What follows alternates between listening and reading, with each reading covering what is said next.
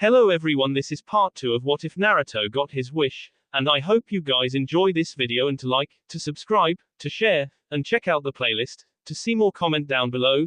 Now let's start the intro. They call me a god. They call me a god. They call me a god. Join my membership, the perks are great. It's in the description. Hyuga Hinata was many things. First, she was a ninja from Konohagakure. Secondly, and even more importantly, she was a member of the famed Hyuga clan, and not only that, but she was to be the next head of that clan. She was also shy, quiet, and the admirer of her village's #1 loudmouth and ramen consumer, Konoha's most surprising ninja, though her shyness and quietness had prevented the way too dense boy from knowing anything of it. But perhaps most importantly of all, at the moment, she was a chunin examination student, and she was being rather brutally assaulted by a fellow examinee in the third and final test. Her opponent was a cloud ninja, native to the village where this year's examination was being held. She had come here knowing next to nothing about the cloud except that they had in the past been some of the Hyuga's greatest enemies. Now, after being pitted against one in this match, she was beginning to understand why. Hinata's opponent fought in the traditional lightning nin style, attacking from a distance with a vast arsenal of ninjutsu and genjutsu techniques, many of them involving, predictably, various forms of lightning which Hinata's Byakugan had difficulty detecting in a timely manner, as well as a multitude of throwing weapons. He used taijutsu only when necessary to defend himself from Hinata's close-range counterattacks. Apparently, whoever had taught this boy was well acquainted with the Hyuga's style. As a result, Hinata was tired and winded from protecting herself and her charges from multiple ranged attacks, and burned in some places where she had failed to act in time. She was losing her match by 4 targets. To complete the seemingly hopeless scene, her teammates watching her from the combatants' waiting area were silent. Kiba, who was normally the loudest one on their team, grimaced whenever Hinata suffered another blow, but could offer no helpful cheers in this grim situation. Shino, being Shino, was as impassively quiet as ever, and equally useless. Though they knew that she had improved and strengthened, they didn't believe that she could win this. Not that she was weak, they knew more than anybody how far she had come, but they, like everyone else in this village, believed that this Cloud Nin was stronger than any other examinee this year. Hinata didn't blame them, but she still wished that they could have shown a little more faith in her. Like he had. Reluctantly, she grit her teeth and pushed those thoughts aside. She could not afford them while her life was on the line. She knew that she still had a shot at this, but not if she didn't focus on the battle in front of her. The Lightning Ninja's variant of the final chunin test was different from the one in Konoha. In addition to fighting each other, each combatant also had to protect 7 targets, which were lined up on their end of the field in a half circle. The examinees were free to move them around, but it was generally easier to just protect them where they were. The things were so fragile that one might easily crush one in his or her hand by accident. The Cloud Nin had managed to protect 6 of his targets, having lost one to Hinata's kunai while temporarily blinded by his own technique, a particularly bright flash of ball lightning. Hinata, though, had lost all but 2 of her targets to her opponent's precise long-range strikes. In spite of this, Hanindo demanded that she hold herself ready, continue the fight. She refused to give up. The Cloud Nin, however, only laughed at her continued determination. "You know that all your will is effectless here, Hyuga," he said, chuckling to himself as he ran through a set of seals. "I could have simply KO and been done with it in less than a minute, but fortunately for you, I am not like my barbaric ancestors. Your utter defeat and humiliation will suffice." With that, the boy ran towards her with 5 tag sporting kunai in hand. "He's going to attack head-on," thought Hinata in surprise. All his prior attacks had been almost from standoff range, now he was suddenly going to charge her. As Hinata hastily braced herself for a physical assault, the boy surprised her again, leaping over her head and tossing the knives down around her in a pentagon pattern that was several feet across. Hinata turned to face him too late. The boy was already finished with his second set of hat seals. Before she could rush to intercept him, he let loose his jutsu. Ninpu, 5 treacherous lightnings. The 5 tags attached to the kunai lit up, each one a different color, and spouted multicolored lightning right at Hinata. Faced with no other choice, she countered with her ultimate defense. Shugo hack, Rokujuyon Sho. Hinata flailed her chakra in all directions, and the bolts were deflected, lanced, and dissipated before a single one of them touched her. Not wasting any time, she rushed to intercept her opponent as he made to attack one of her targets. But she was too late yet again. The blast of burning lightning incinerated the flimsy thing milliseconds before she got there. She now had only one target left. The Cloud Genin Guffaw. A worthy effort, and an impressive self-defense, certainly, but I'm afraid it's futile. You are not fast enough to best me. Really, it's better if you just give up now. Hinata just glared at him, Byakugan eyes in full vein popping flower, and said, no. He chortled again. No. Surely you can't mean to continue. With odds this bad, it's better to just save face and get out before you're humiliated anymore. I'm sure your Hyuga masters wouldn't like you to bring any more shame upon them. Don't I know it? Hinata thought. Her father had indeed faced her before she had left for the Cloud Village, explaining point blank that if she did not come back as a chunin, she would no longer be considered for the position of head of the clan. Nevertheless, she said, I swore before the exam, that I would see this through to the end. I don't go back on my word. That is my nindo. She cursed herself for faltering at those words. Those words were sacred to her, she shared her nindo with the boy she so admired and loved. Now that she had spoken them, she would do everything in her power to vindicate them. I admire your persistence, replied the Cloud Nin, but it is past time that I put an end to this. I do have other matches to fight, after all. And he rushed her again, performing the same maneuver that he had employed last time. Hinata was not fast enough to escape, and was caught. She now faced two choices: defend herself and sacrifice the target and the match, or attempt to save the target and potentially KO herself. To any sane person it would have been a no-brainer. Or so the Cloud Nin thought. To say that he was surprised to see the white-eyed, blue-haired, and now severely burned Hyuga right in front of him would have been the worst kind of understatement. Hinata's tired and singed face showed only raw determination as she spoke, and in spite of her injuries, she moved flawlessly as she settled into the stance that few enemies of the Hyuga lived to tell about. Charging in head-on was a mistake. You are in range of my divination. In the waiting area, Kiba and Shino's eyes widened. They knew what was coming next, and after the way this match had been going, they couldn't quite believe it. Juken move, Hack Rokujuyon Sho.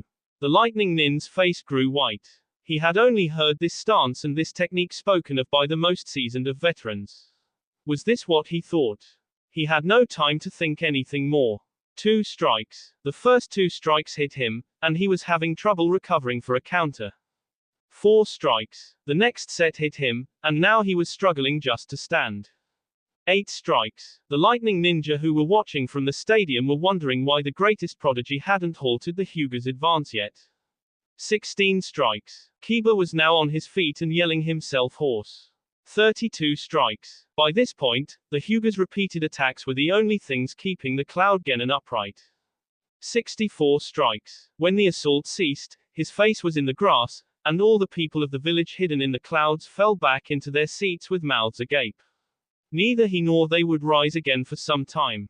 After about 2 minutes, the examiner who had presided over the match was the first to find his voice. The winner by knockout, Hyuga Hinata. Kiba rushed out onto the battleground to congratulate Hinata, Shino not far behind, and immediately jumped back off when 6 shuriken flew right by his head. He watched with astonishment as they passed and shredded the Lightning Nin's remaining target dummies. Now it was his turn to gape in awe as the paper and straw dummies fell in pieces to the ground. When he recovered, he approached Hinata again, more cautiously this time, and proceeded to complain. Geez, Hinata, you didn't need to do that, you already won the match. And you could have taken my head off. Hinata, though, was not quite all there. Naruto-kun, she mumbled, I did it. Hyuga Hinata was many things. First, she was the victor of this match. Secondly, and even more importantly, she would leave the Cloud Village as a chunin. She was also strong, determined, and in love with the world's #1 loudest and most surprising ninja, Uzumaki Naruto, though he had been gone a year and would be gone perhaps 2 more. And now, she was passed out from her injuries and her exertions, face down on the same grass as her defeated opponent. Kabuto's smile was plastered to his face like white on fresh snow. His men held the struggling Kyuubi container securely, and already they were miles away from the village where his guardian, Jiraiya, was no doubt still conducting his research. Orochimaru had planned this months in advance. He knew that his old friend the Toad Sennin, being the L he was, wouldn't be able to resist stopping in the hot spring capital of the water country at least once. He had stationed advanced sentries nearby to warn Kabuto of their approach, and to be ready to capture or K Naruto at the first opportunity. Capture was preferable, of course. Orochimaru would love to be able to play with the boy before he K him, and was sure that young Sasuke wouldn't mind some fun either. It had gone perfectly. With Jiraiya occupied, there had been nothing to stop them.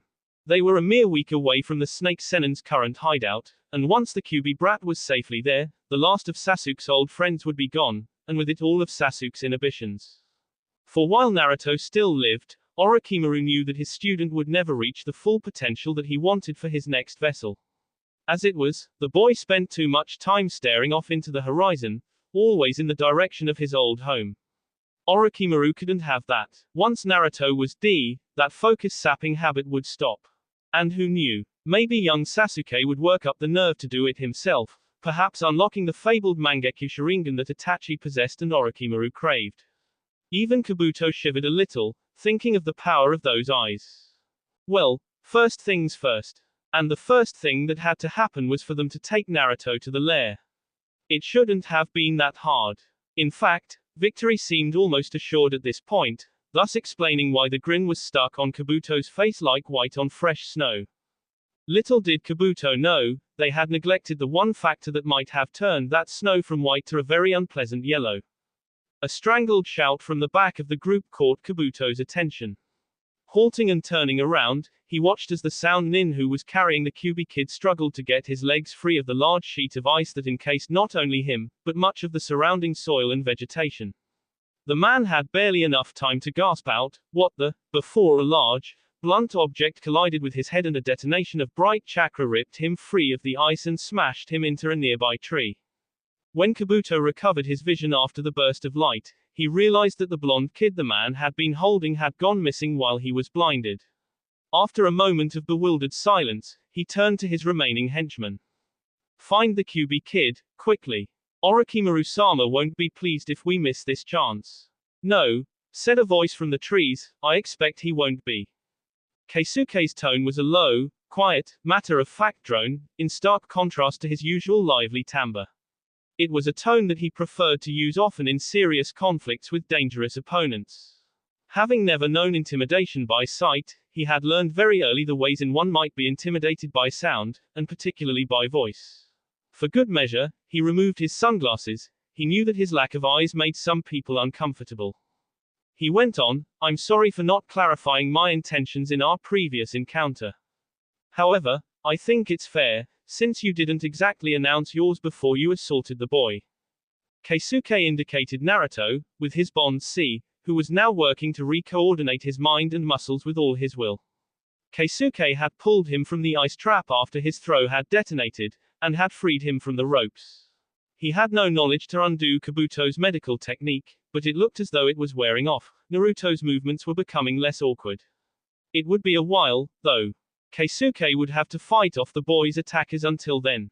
He removed his vest and overshirt, leaving him in a white undershirt which covered much less skin, freeing the arms of chakra underneath to do their work along with the others. He extended them to their full range, and felt his range of sensitivity increase tenfold. He couldn't help but smirk. Since he had acquired this ability, he had become the most perceptive blind man to walk this world. Might as well take the offensive while they're still confused, he thought. Better be careful, though. I used up 4 threads already with that ice trap. Leaping towards the pack of stunned Sound Nins, Keisuke wrapped some chakra arms into himself. Insatsu Kokuin, Kasai. Commanding carved seal, conflagration. Violent flames erupted from the shining red seal that had formed on Keisuke's skin which, combined with his empty eye sockets, gave him the appearance of some kind of hellspawn as he came. Apparently his intimidation tactics were working. One Sound Ninja tripped over himself as he tried to move out of the way. Another one forgot all reason and just charged him with a long katana, which Keisuke sidestepped before burying his burning fist in the man's stomach, causing him to hit the ground with a satisfying thud. Keisuke didn't stay put to watch him roll around on the ground while his clothing burned away. He had the remaining two henchmen to worry about. These two were smarter. One of them attempted to keep him busily in short-range combat, while the other tried to strike him with ninjutsu from afar. Undoubtedly better than those other two, he observed, but if they believe I'm too blind to recognize this kind of maneuver, then they're still pretty stupid. Keisuke grappled with the first one long enough to let the second one aim his shot, then dropped to the ground, swept his opponent's legs out from beneath him, and dispatched him with a well-placed backhanded blow to the face, which sent him careening into the same tree as his first fallen comrade with his head aflame. Then he waited for the second enemy's attack to come. He didn't wait long. One well-timed Kawarimi no jutsu later, he was back in the trees, and an unfortunate chunk of wood was blasted to splinters. Releasing his kokuin, he reached his chakra arms out to feel for his enemies. Yep, he thought, he's still there, watching for me. This one's probably a decent chunin, nowhere near strong enough for me, though. Now, that other one, the mednin, he might be a problem. But I'd best finish the small fry first, maybe once the medic sees his flunkies on the ground he'll yell out. Concentrating, he used his chakra arms to make the seals for one of his favorite jutsus. Kabuto watched intently as the blind man made complete fools out of the sound chunin team. It was rare for him to witness such unique power. He'd seen Orochimaru give cursed seals to numerous victims in the past, but never before had he seen seals carve themselves into someone's skin before. Most likely it was some form of bloodline limit technique that Orochimaru had yet to discover. If it was, then the Snake Sennin would be very interested to know about it. An even better outcome would be the capture of this eyeless wonder, but if that were not feasible, then his death would be enough. He observed as the blind man jumped out at his last remaining underling, who, being the most capable of the lot, managed to turn quickly enough to land a hit. Hell, he didn't even need to waste time looking for him, the fool had already stepped out into the open. Keisuke didn't want to waste time playing hide and seek. His bomb clone had burned a nice hole in the forest floor. He hoped that this was enough to scare the creep away, but it helped to be physically present rather than to hide while playing the intimidation game. If you're anywhere near the level of your flunkies there, you're not going to last very long, he said. Do you still mean to fight me? In answer, Kabuto smirked, drew kunai, and flung them with surgical precision at Keisuke's heart, forehead, lungs, and stomach. Keisuke felt them coming, seized the one coming for his head, and used it to deflect the ones aimed at his heart and lungs. But as he sidestepped the knife that was bound for his gut, he felt the mednin rush forward, just a little too quickly for his liking. No doubt about it, this one was definitely better than his underlings. He reformed his conflagration seal, sent the flames out along all of his remaining extended arms, and spun himself like a top.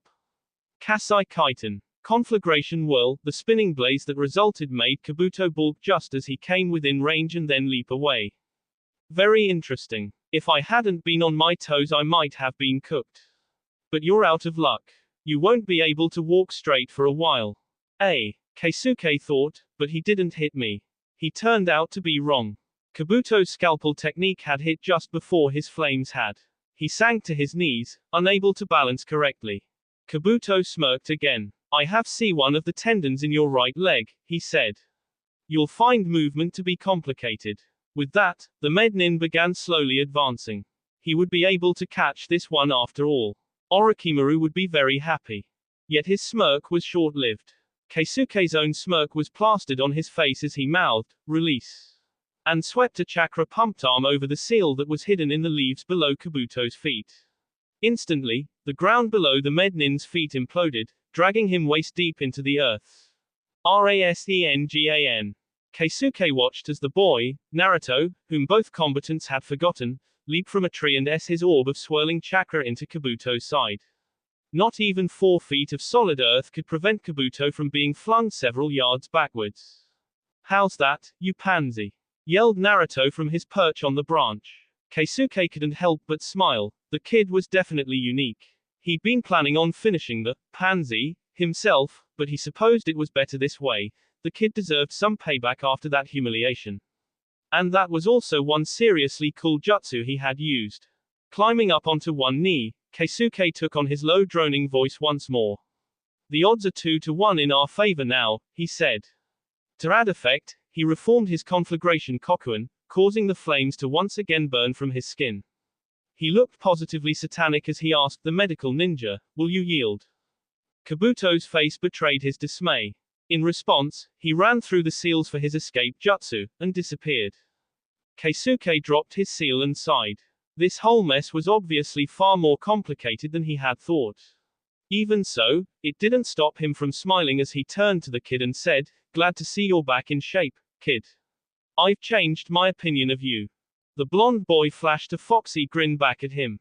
"You've changed my opinion, too, sunglasses freak. That was some pretty cool stuff out there. I have a name, you know," Keisuke said, slight annoyance not breaking his smile. "It's Keisuke, not sunglasses freak. Hey, I'm the great Uzumaki Naruto-sama, the future Hokage. I'll call you whatever I want."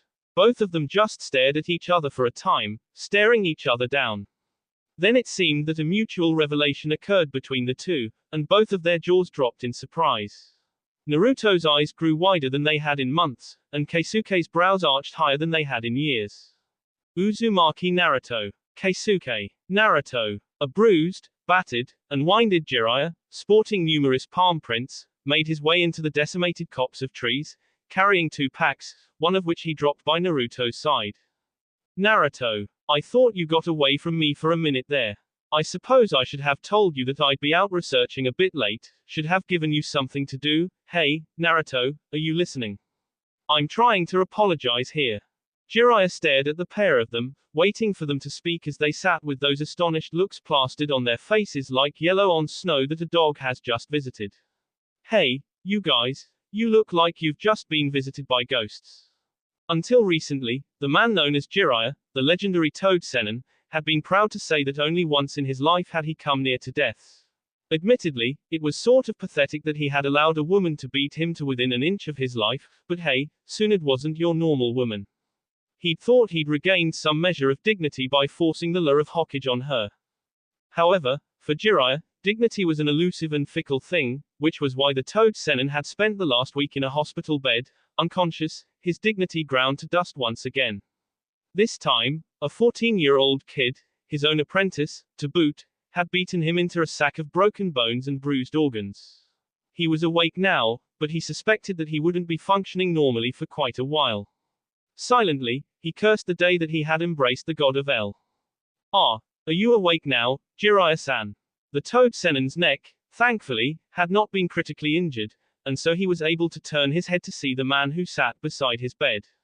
He was tall, wore black and green, and sported a pair of dark sunglasses, though they were indoors and the curtains had been drawn over the windows. Jiraiya stirred the soup that had once been his brain. "Damn you, QB, Naruto." Then he found a name to match the face before him. Keisuke of the Grave. The man in sunglasses grinned. "I'm pleased to see you remembered. We last met maybe 4 years ago, and only briefly at that. If memory serves, then you are one of these 3 Sennin that people whisper about, right?" Jiraiya grunted in assent. Keisuke continued his questioning. "Naruto tells me that you are on an extended training journey, and that you're supposed to be supervising him, right?" This time Jiraiya spoke. "Yeah, listen, my memory's a little hazy, what happened?" Keisuke nodded and launched into his tale. "You've been hospitalized for about 6 days now. You suffered 4 broken ribs, 2 broken legs, a compound fracture in your left arm, a concussion. You get the idea. Basically, Naruto steamrolled your ass." Jiraiya grimaced. "Yeah, I'll bet he did. I'm impressed that you're still alive, considering that you looked a little battered when you found us. Fruits of your research, maybe, Jiraiya." Keisuke gave a small laugh. The Toad Sennin gave another grunt. "Get on with it. What did Naruto do?" Keisuke's face became very serious, making Jiraiya grimace again. "I'm not entirely sure myself, and Naruto-kun doesn't remember much. I'll tell you what I do know. Naruto was beyond angry that you had abandoned him to be captured for the sake of your research, and attacked you. You were able to repel him easily for a while, but as Naruto became still angrier, I felt a dangerous chakra emanate from him, and his aura changed, so that it seemed he wasn't himself anymore, but something wild and destructive, bent on your demise." Jiraiya felt the bee drain from his face, and he shivered a bit involuntarily. "QB. Since when had Naruto been able to release that much of the demon's power? Keisuke's eyebrows arched in recognition. I've heard that name. Naruto mentioned it when I asked him about his change in aura, but refused to go into detail about it. From what I've felt of it, I think it's probably a demonic power, but I want to hear it from you, his sensei. What is the chakra that Naruto used that day, and what is Kyubi? Realizing that it couldn't be helped, Jiraiya told him. I see, said Keisuke, that's a pretty serious burden on a young kid. You realize that this might end up going very, very wrong in a multitude of places, don't you?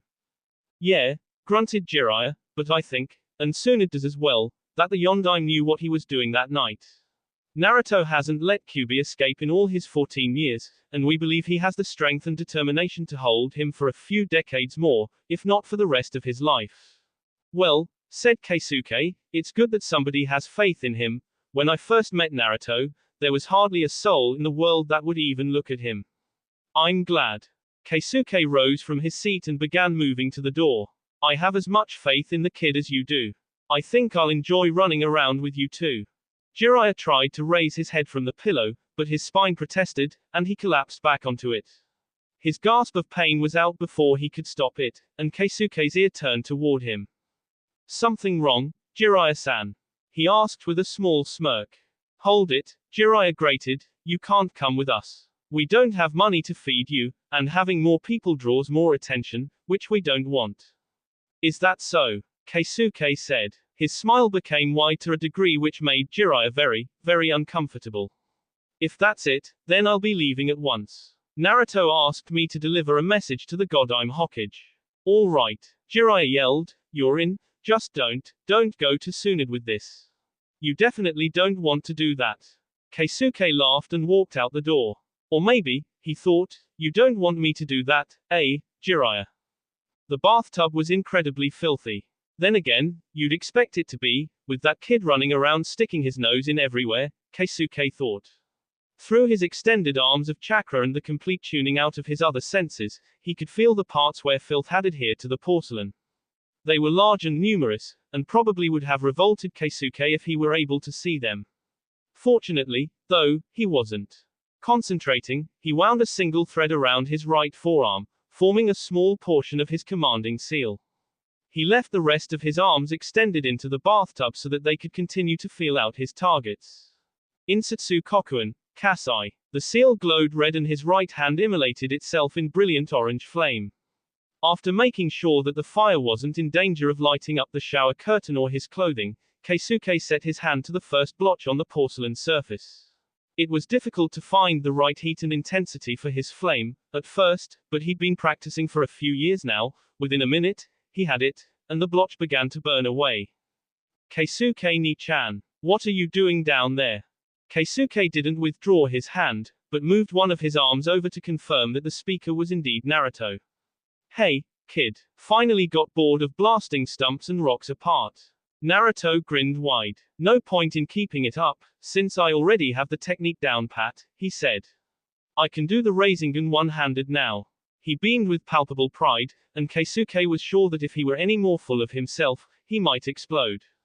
Ah, well, let him enjoy his little victory. Not every day you master a complicated jutsu like that. Oi, did Ero Sennin try to run you off? Yeah, and he failed, just like you said he would. This Tsunade must be damn scary if he caved at the mere mention of her. Both men grinned, and Keisuke put a noticeable measure of enthusiasm to his work. It hadn't been long, but they were quickly growing into good friends. Perhaps the fact that Keisuke had given Jiraiya an extra kick while he'd been sleeping had won him more favor with the boy, but whatever the cause, Keisuke welcomed the kid's good favor. It wasn't often that one was able to befriend such a unique person. So, Keisuke ni-chan, what are you doing down there? The hotel can clean its own bathrooms, ya no.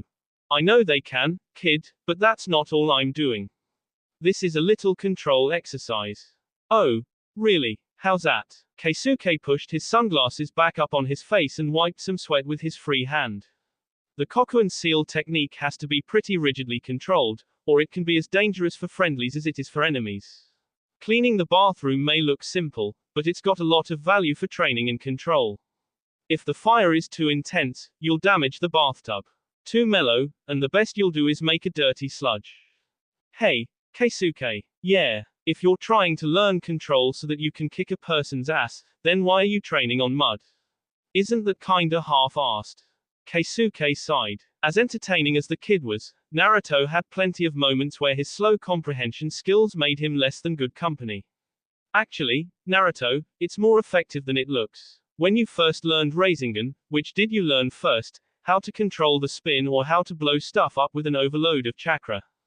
Naruto's aura went into a state that Keisuke recognized immediately, though he'd only known Naruto for a short while. Naruto's brain was actually working to put two and two together. After a while, he said, "You're right, I did learn to control the spin first." "How'd you know that, Keisuke ni-chan?" Keisuke simply said, "Instinct."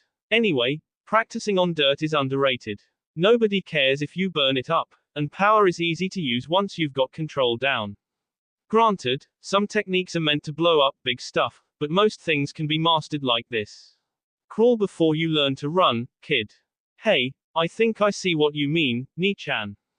Keisuke smiled. Naruto wasn't the brightest bulb in the world, but it seemed that he was starting to learn his lessons a little easier. At least, he was a far cry from the obscenely loud little kid he had met back in Konoha. Hey, Keisuke, think you could teach me how to do it?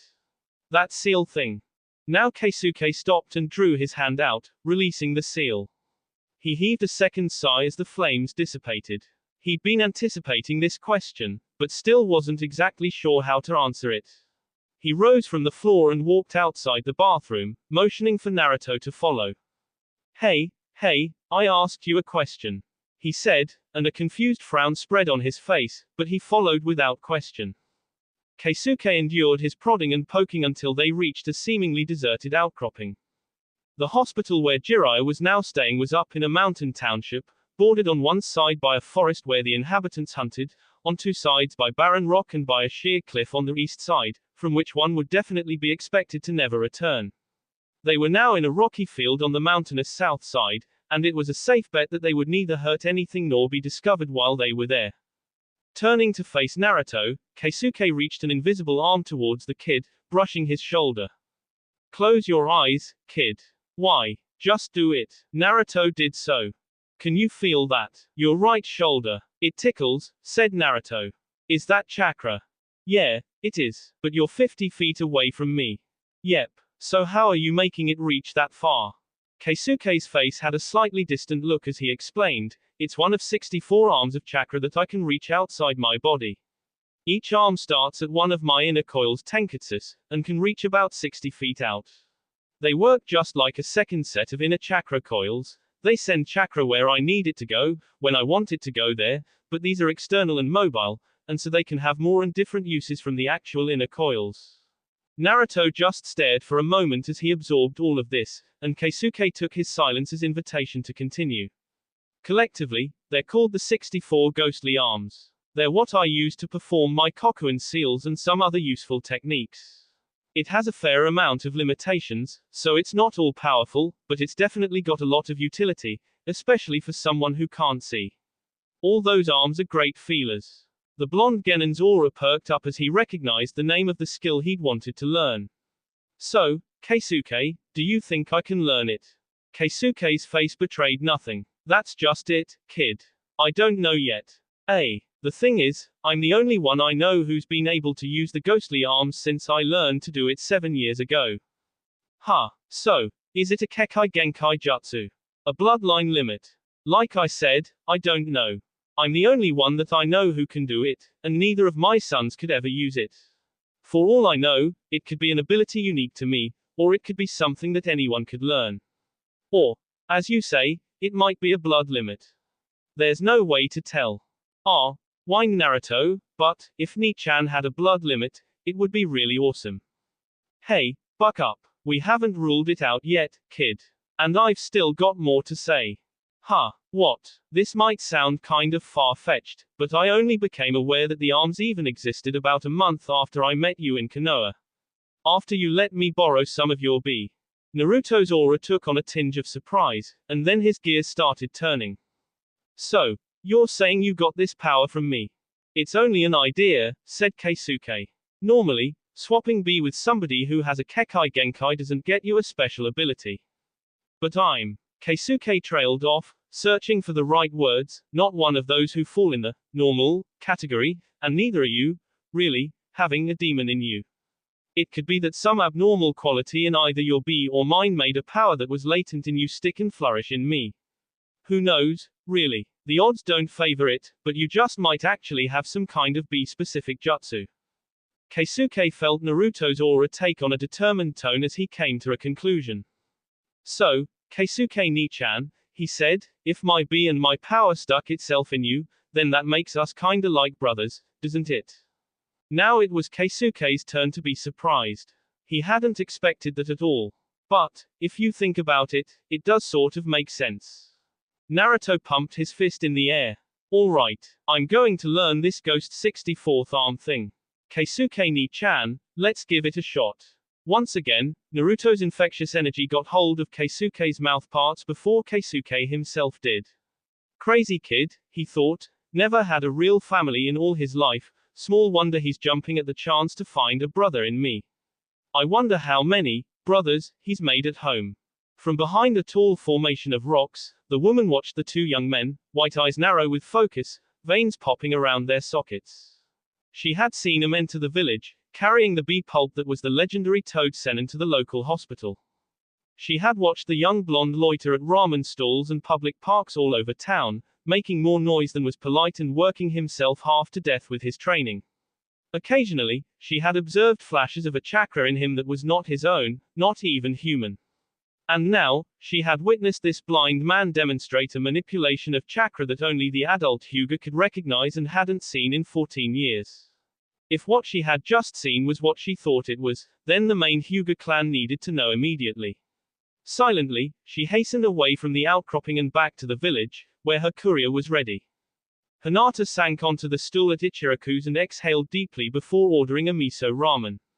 She had been coming here once or twice a week lately for various declared reasons, relaxing after a long day of training, unwinding after a mission, chatting with Ayami-san, trying out the new recipe that Ichiraku Tsuki-san had created. They were numerous, these excuses. Though in many cases, her interest in the new flavors was genuine and she really did enjoy talking to Ichiraku's daughter, and the ramen was often an effective relaxant, Hinata's original reason for coming here was always beneath it all, and from the way the kind ramen cook and his daughter flashed knowing looks in her direction whenever she walked in, it showed. Hinata missed him. She knew that he was in good hands with Jiraiya-sama, that he was working his hardest to become stronger, just like her, but still she missed him.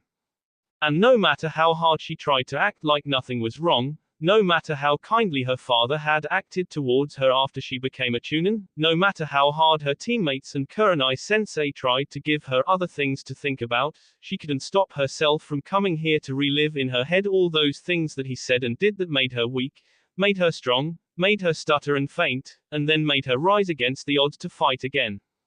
He was a part of her life that she could never shed, and though she could live on in his absence, there was a void in her that yearned to go back to the day he had left, and pull him back into it. And as Ayami put her order before her, she couldn't help but turn her thoughts to the less pleasant possibilities, the things that might go wrong, might make him want to never return, might make him want to rush after Uchiha Sasuke prematurely and get himself captured and T, or K. Hinata mentally herself, grabbed her chopsticks, and broke into her ramen. That wasn't going to happen. Naruto-kun wasn't that stupid, and even if he were, he'd persevere and find a way to win.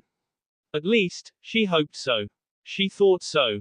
Oh, look at me, she thought, worrying over terrible things that definitely won't happen, except they could. She stopped eating and put her head in her hands, trying to get a grip. Hinata-chan. Came a voice from behind her, what's wrong?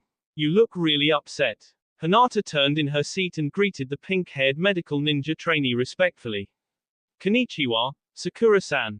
You don't need to be so polite with me, Hinata-chan. We were classmates, remember? Hi, Sakura-chan. So, what's bothering you? Oh, nothing. Sakura grinned a little. It couldn't be. Naruto, could it? As Sakura had predicted, Hinata went red and stuttered. Not really. Yep, This shy girl was still in love with her blonde teammate. Right, and who else are you coming here to have naughty daydreams about? Kiba. Sakura knew that it was somewhat mean, but teasing Hinata over this was more than a little fun. And it was one way to get her talking truth. And no, Kiba-kun has nothing to do with. Okay, calm down, Hinata-chan. It was a joke. She watched as the blue-haired Hyuga huddled into herself and looked down at her unfinished ramen. Hinata's defenses were broken, now was the time to strike at the heart of the problem. So, you really are worried about Naruto, then? Hinata sighed, resigning herself to her fate. No, I mean, I'm not worried about him, really. I know he'll be safe with one of the seinen watching him, but... Sakura waited for her to finish. However tough she was physically, which, in recent times, was very, very tough, the girl was fragile when it came to Naruto, and patience was required if one was to get a coherent response. Sakura-chan, there are so many things that can go wrong, and what if he rushes into something and is KO'd or captured? What if he finds something outside the village that makes him want to stay outside? Or, what if he does come back and he isn't the same? Sakura suggested. Or, worse yet, remains as dense as ever, and never notices you. Hinata gave a nod. Sakura had hit it right on the head. I can empathize with you, Hinata. I know what it's like when someone important to you, who practically means the world to you, goes away to follow his own path, find his own strength. Indeed, she did know. The incident would be burned into her memory for as long as she lived. I know how it hurts, but I also know that, in the long run, there really isn't much you can do about it except fight through it. Hinata stared. Uchiha Sasuke. Sakura is like me. Of course, there isn't a day that goes by where I don't wonder where he is now, what he's going through, or if there was really anything I could have done differently, she went on, but what's done is done. If he ever returns to this village, forced or not, I'm not sure what will happen. If I never see him again, though, at least I'll deal with the good memories of him that I still have. I can keep going on that. And... She paused, putting a hand on Hinata's shoulder. Naruto did promise that he'd bring him back. I think I can put a little faith in that. Naruto always keeps his promises. I stick to what I say and I don't change it. That's my nindo. Hinata smiled, remembering that. Yes, Naruto did always keep his promises. If you ask me, he'll be the same old Naruto when he gets back. Sakura said. He'll be dense, sure, but then again, you've changed quite a bit, haven't you, Hinata-chan? Stronger, prettier, he'd have to be 10 times as stupid as he is not to notice you now. Hinata smiled. Arigato, Sakura-chan. Not a problem. Just remember that even though it hurts sometimes without him, it never hurts to have a little faith and to be grateful for what you've had in the past. As Sakura turned to leave, she said over her shoulder, and if he doesn't notice you at all when he gets back, I'll punch him into next century, the big idiot. That evening, Hyuga Hiashi sat in his garden, reading a letter that had arrived from a contact in faraway lands. Hiashi-sama. 1 week prior to the sending of this letter, 3 unusual travelers entered my village of residence. One of them was the Toad Seinen, Jiraiya, who was at the time badly injured and is even now still recovering in the local hospital. The second traveler was a young blonde Konoha genin who, on closer inspection, proved to be the container of the demon Kyuubi, and has demonstrated repeatedly his ability to manipulate Kyuubi's chakra almost at will.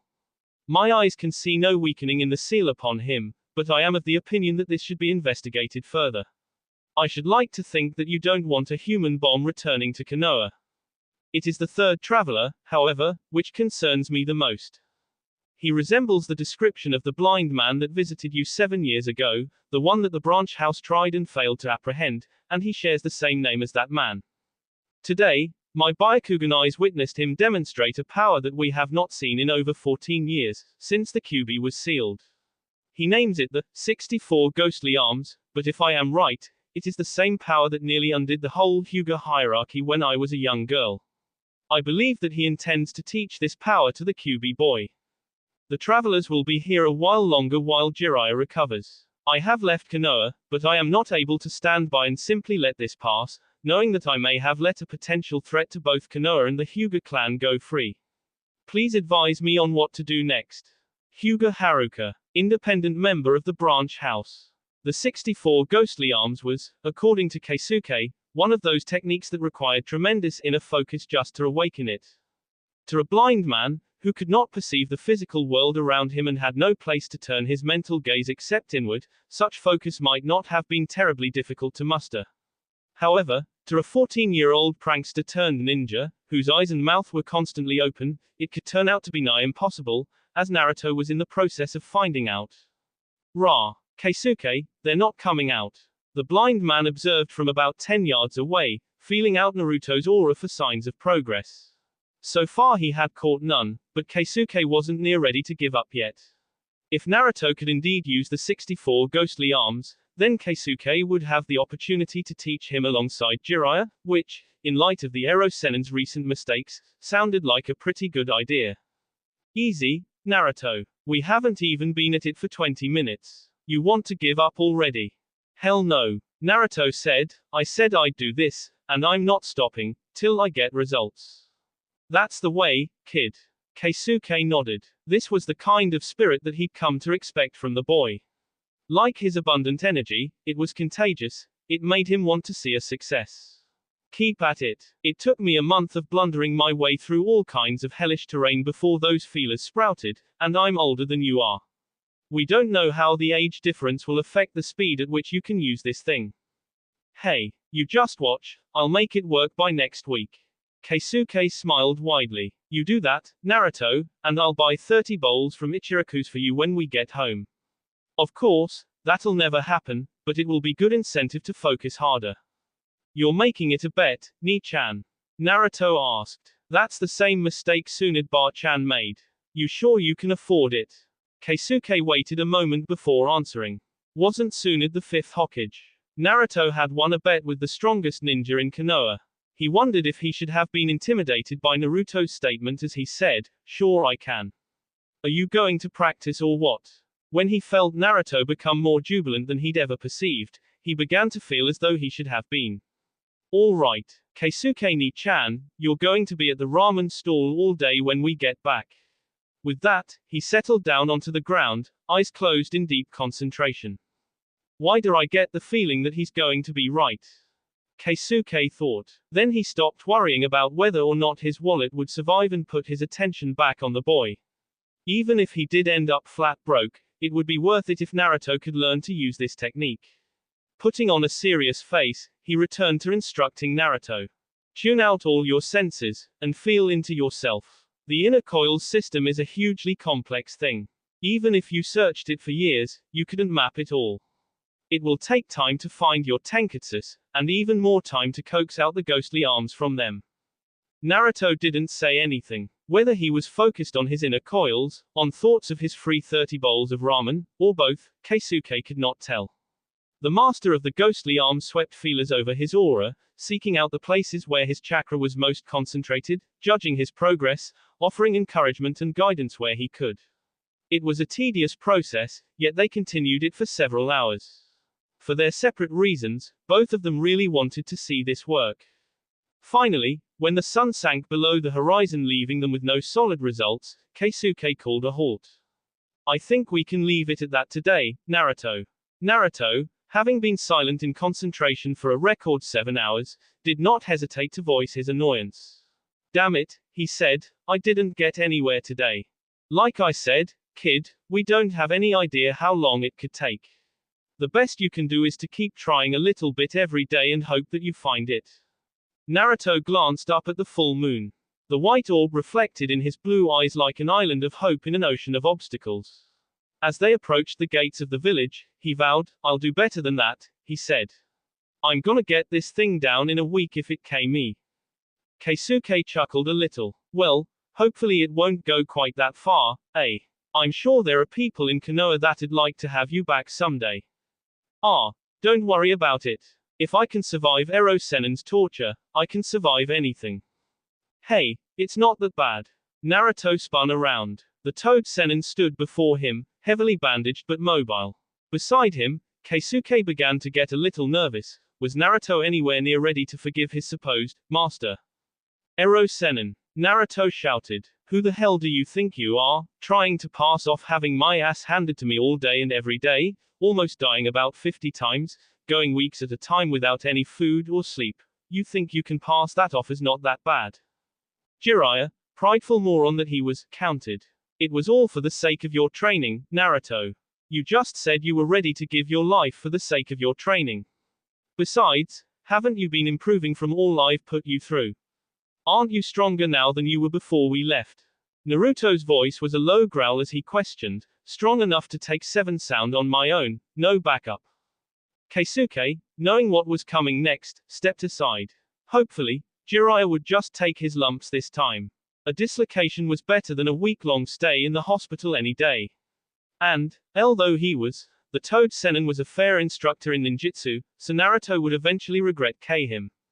The menacing chakra that was radiating off the boy, while much more mellow than last time, was certainly capable of doing a good deal of damage to the still tender Jiraiya. Well, Jiraiya said, not yet, obviously, but. Jiraiya-san. Keisuke interrupted him. What? Have the doctors cleared you for running yet? Well, start running, Ero Sennin, growled the red-eyed blonde before him. And run he did. Keisuke heaved a sigh. Oh well, Jiraiya would be fine. Most of Naruto's anger over the incident was expended already. Soon enough, all would be forgiven. Hell, Naruto had only sprouted 1 tail, this time, not 4. Wait a minute, he thought. Those tails. He ran a feeler across Naruto's red chakra tail, as the boy moved after his half-D sensei, just to make sure. He found what he was looking for. Keisuke's ghostly arm did not lie. The tail had the same signature as his own chakra arms. Grinning, the blind man followed after his young friend, eager to share with him this new breakthrough. Was Naruto pissed? Oh yes. Would Naruto kill Ero Sennin? Maybe. Could Ero Sennin run away fast enough? Hell no. Was Ero Sennin screwed? Definitely. Well, maybe not so screwed. He had made a good point after all. Naruto was many times the ninja that he had been back in Konoha. Hell, most of the time he didn't mind the training, and he was even nearly ready to forgive his big mistake in the hot spring town. But nobody, and I mean nobody, was going to treat Uzumaki Naruto that way and then act like it was no big deal. Screw letting up because he was hurt. Jiraiya would live, and Naruto would forgive him, but not without taking a good thumping. Get back here, you old lump. He cried, following in his sensei's wake. That Ero Sennin was quick even with his bandages. Though the Kyuubi's chakra pumped through him, Naruto was having trouble keeping up as they dodged over roofs, through alleyways, under sewer grates, across the marketplace, and God only knows how many other places. Nevertheless, Naruto made a steady gain, and within 5 minutes, he was nearly on him. Then, as Jiraiya ducked under an aqueduct, and Naruto flew over it, the Kyuubi container lost sight of his L master. He attempted to find him again by smell, but failed. The L had washed his scent off in the aqueduct's waters. Cursing, he followed the aqueduct back into the heart of the village, but it was no good. He had lost him. Naruto was just about to give up and look for Keisuke when he heard screaming from a building to his left. Looking over, he noticed that the building was the local public bath. Naruto smiled. Ero Sennin would get his punishment after all. Bursting right into the women's side, he quickly located his sensei, up against a wall facing several very angry women, and promptly blew him through the roof. Satisfied, he turned and stomped out of the bathhouse, reveling in his brief triumph. His red chakra still burned in him as he stepped into the cool night air. He'd given Ero Sennin what he deserved, but it would be a while before he calmed down completely. He swept an old beer can off into the night with his chakra tail, and turned to walk back to the hotel room. He was halfway there when a kind voice interrupted his brooding. Still pissed, I see. That amazing chakra is such a giveaway for that particular emotion. Naruto faced Keisuke with annoyance still in his voice. Shut up. It's not like it isn't justified for me to be pissed. Keisuke grinned. I agree with you. Jiraiya-san is forgetful. We'll have to keep teaching him this lesson for a long time.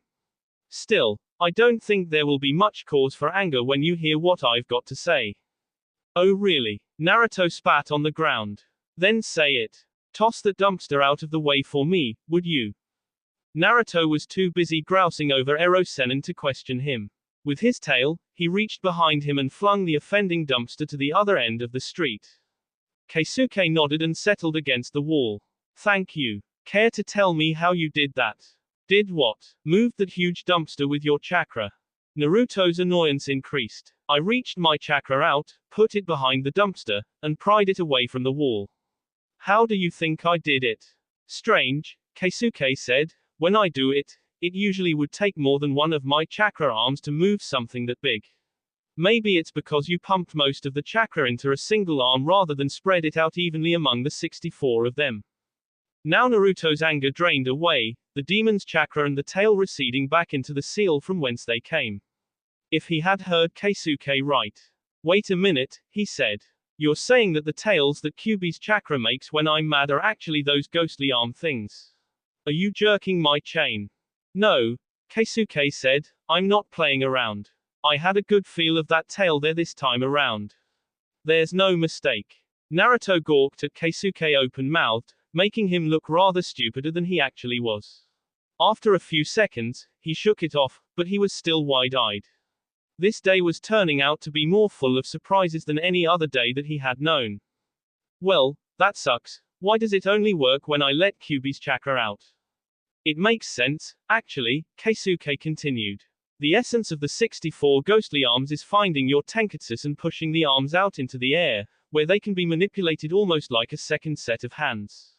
I guess Kyuubi must have gotten bored in there and decided to pass the time by counting out your tenketsu.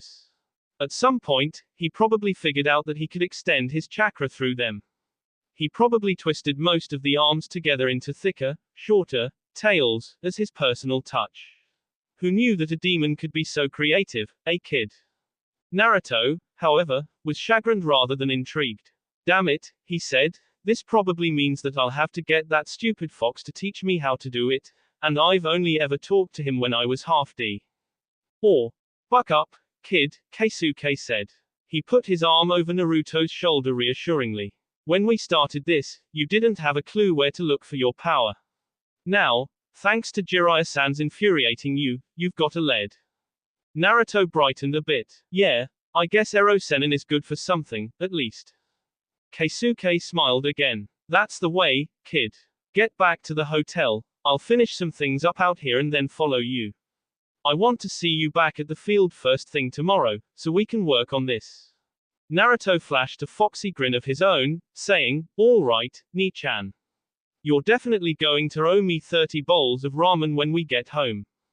As the kid moved off, Keisuke his own forehead. Damn, forgot about that little detail.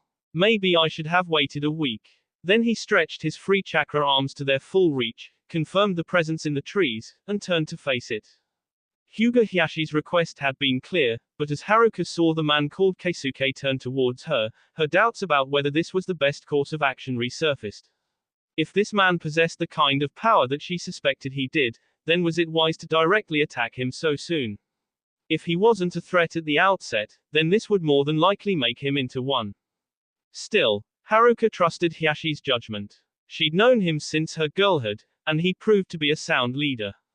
Sure, he hadn't stopped the barbaric practice of putting cursed seals on the branch family, but that wasn't her problem. She was an independent, living where no member of the main house could abuse the power. Clan politics didn't concern her anymore. What mattered was that Hiashi, whom she believed to be a capable leader, had asked her to do this for him. So it was that when the stranger turned his eyeless face in her direction, she didn't run or hide. Then the stranger spoke. You can come down from there now, he said, the kid's out of the way. Haruka did so, dropping from the tree and landing cat-like in a battle stance. The lower half of her face was masked, and her midnight hair was tied back out of her eyes, which were precisely the same shade as the moon above them. In her black bodysuit with her Byakugan active, she might have frightened away a common man simply by looking at him. Pity that the stranger was blind.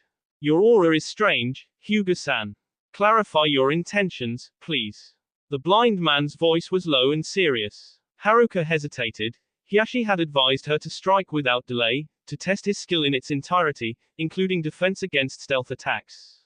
However, the stranger had not only found her, but already identified her blood limit ability, so her stealth was scrapped. And if she was already pegged as a Hyuga, then attacking him without warning might send him back to Konoha for vengeance. She opted to oblige him. If you are Keisuke of the grave, as I think you are, then my purpose is to test you, she said. Test me. Hyuga-san, what need of your clansmen's would compel you to that? We have observed you since your arrival here, she explained, and you have exhibited a power that you did not have when you visited Hiashi-sama 7 years ago. If it is the same power that we believe it to be, then Hiashi-sama has cause to believe that you may be a threat to the Hyuga clan and Konoha. He has asked me to confirm our suspicions in combat. Haruka didn't see any reason to lie to the man. She wasn't exactly telling him anything that he couldn't have figured out for himself, and lying to him might give him more reason to hunt her clansmen. The blind man nodded. I am grateful that you are being truthful with me. It's a quality that was absent in most of the last bunch of idiots that Hiashi sent after me. Very well, he said, and removed his vest and overshirt. Haruka's Byakugan saw several more chakra arms, now free of the bulky cotton shirt, extend to join the ones that sprouted from his arms and legs. Sinking into his own stance, the man continued, I am Keisuke of the grave, as you thought. Your truthfulness has earned you my respect. I'll fight you willingly. Silence reigned for a moment as the opponents sized each other up. Haruka's eyes allowed her to see what was invisible to the average human, the 64, ghostly arms, that sprouted from the tenketsus in Keisuke's inner coil system. She could see him waving them around himself, feeling out the area, and watched as the nearest ones closed on her, marking out her position, feeling for changes in her aura that might give away an attack. It was as spectacular and alien-looking as she remembered it. And now, it was up to her to test it. There's no point in trying to fake him out, she thought. He'll feel through any bluff that I try easily. I can't be sure that the hack Rokujion show will work, either. Those arms might just be a natural barrier for the tenketsus. The best chance I have is to outmaneuver him and try to strike directly from close range. Her opponent was also analyzing his chances. Her Byakugan eyes can see every move that my chakra arms make. Trap seals will be useless, and she'll have advanced warning of any Kokuin jutsus that I perform. Stealth and genjutsu is an exercise in futility here. I'll have to avoid the Juken as much as possible and overpower her. The stillness lasted several minutes. Then, Haruka saw him start to wrap some of his arms around himself, forming an elaborate seal. She didn't wait for him to finish, focusing chakra to her feet and charging him with Juken at the ready. His feelers caught the movement immediately, and he flung shuriken in her path. Though she avoided him easily, her dodging movement afforded him time to complete his seal. Insatsu Kokuin, Reiku. Commanding carved seal, lightning. No visible change accompanied the activation of the Kokuin, but Haruka knew better than to charge in blindly without knowing the nature of the defense. She threw a set of kunai, which he dodged fluidly. However, his feelers didn't pick up the thin wire that she had wrapped around two of them, and without eyes, Keisuke had no other way of knowing about it. He dodged between them and ended up with his arms tied to his sides. Certain that whatever defense that he had was now disabled, Haruka charged a second time. Taking aim at Keisuke's right lung with her Byakugan, she readied a Juken strike. She was 30 feet away with no visible resistance. But when she came within 25 feet and he had positioned his chakra arms in a spiral pattern around him, she knew that something was amiss. She pulled out of her charge just as he leaped into the air and started spinning. Raikiten. Lightning spin. The crackling electrified whips that had once been ordinary chakra barely grazed her, but they still stung like hell. It was like being S by some overgrown jellyfish. She landed hard on the concrete and rolled to her feet. A modified chitin. If he had waited just a little longer with that, I might have been seriously she thought. If he had waited, did he? She relaxed her stance. He'd started his chitin early to give her a chance to pull out. You could have done me serious injury with that technique, she said. Why did you let me escape? Why did you wait until I understood that you wanted to fight before attacking?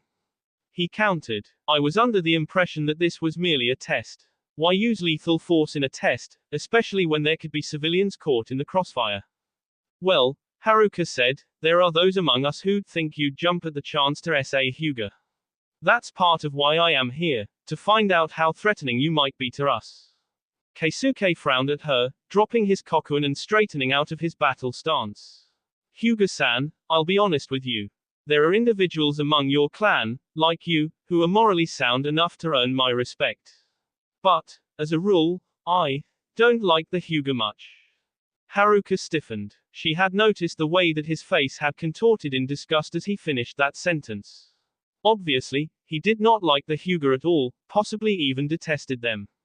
So, should I consider you a friend or an enemy? Turning away from her, Keisuke said, you and your clansmen are safe from me, Hyuga-san. I have no desire to associate with them at all. Without another word, he walked away. Haruka let him go. She had seen enough for now, and was busy deciphering what she had learned.